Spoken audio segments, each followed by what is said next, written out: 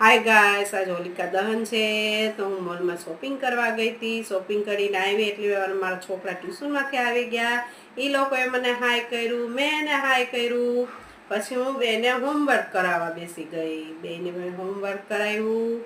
પછી હું મોલમાંથી સામાન લઈ આવી. ખજૂર, દાળિયા, ધાણી, પછી જીરા મસાલા સોડા લાવી છું.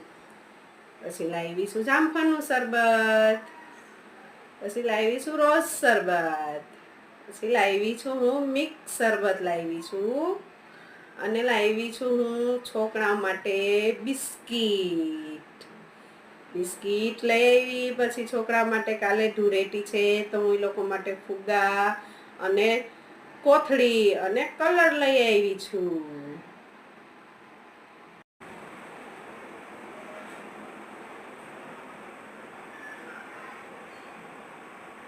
પછી મારી પાસે વધ્યો તો ટાઈમ તો હું લઈ આવી ભેગા ભેગ શાકભાજી.